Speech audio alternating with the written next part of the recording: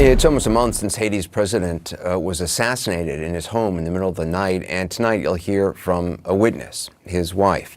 It's her first sit-down TV interview since her husband was killed and she was shot and wounded.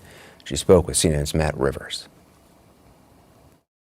When gunmen stormed Haiti's presidential residence and assassinated President Jovenel Moise, just one witness was there when he died. Madame First Lady, how are you? Thank you so much. His wife, Haiti's First Lady, Martine Moise. Flanked by private security, she agreed to go on camera for the first time with her side of a story that's left her shaken. You have armed security here at this interview. We've been asked and agreed not to disclose the location of where we're talking right now. You're obviously at least thinking about threats to your life. Do you feel like your life right now is at risk? Yeah, it is. Because I wasn't supposed to be alive. In a long conversation that switched between Haitian Creole and English, Moise described in vivid detail what happened the night her husband was killed. It was around 1 a.m., she says, when the shooting started. It wasn't something small, it was the sounds of automatic weapons. Bullet holes still pockmarked the compound. At the time, she and her husband hid in their bedroom, but just minutes later, she says the door burst open. Gunfire ripped through the air, and at first, only she was hit. Face down and bleeding, she thinks about a dozen men ransacked the room, looking for something specific. They came to find something because I heard them saying, "That's not it, that's not it, there it is," which means they found what they were looking for. She doesn't know what they found, but after they did, an attacker approached her husband, at this point still alive and unhurt, and got on the phone. She says that person called someone and described what my husband looked like, saying he was tall, skinny, and black. Maybe the person on the phone confirmed to the shooter that was him, and they shot him on the floor. The president was dead, and the attackers left soon after.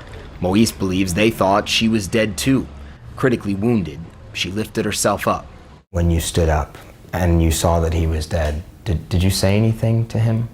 In my heart, I said something I used to tell him when he was alive. We are married for better or worse, and even beyond the grave.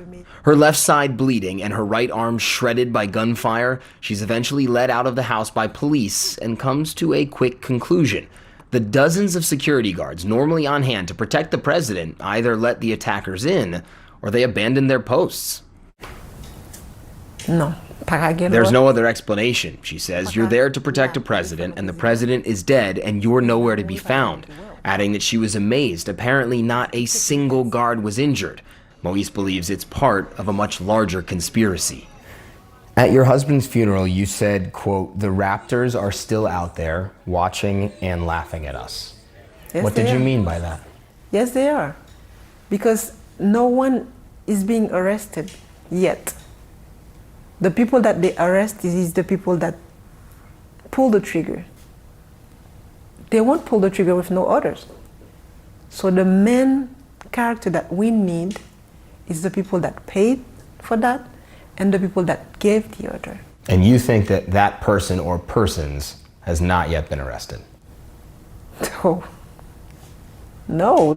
The official investigation has led to the arrest of more than 40 suspects, but has still not provided a motive for the president's killing or identified a mastermind behind it all. That has left a vacuum. Haiti flooded with theories about who killed a president who at the time of his death was an embattled, largely unpopular leader. Even still, for his widow, this was an unimaginable ending. I never thought that the level of hate ever existed in the country. You never thought this could happen? No. Because your husband did have a lot of enemies. Yes, he did. But I didn't know that they hated that much to kill him. Matt Rivers joins us now. Does the First Lady have any confidence that the investigation will lead to who orchestrated this whole thing? I think it's safe to say no, she does not, Anderson. She continues to want the U.S. authorities that are already involved in this investigation to even ramp up their participation. She's also publicly calling on the United Nations to create a special investigative tribunal to investigate her husband's assassination, much like they did after the assassination of Lebanon's president back in the mid-2000s. Basically, she's saying there are so many powerful interests in Haiti that if outside investigators, foreign investigators, are not involved in this, she doesn't think the truth will ever really be found out. Matt Rivers, appreciate it. Thank you. Fascinating. Up next, a surprise about what's ahead for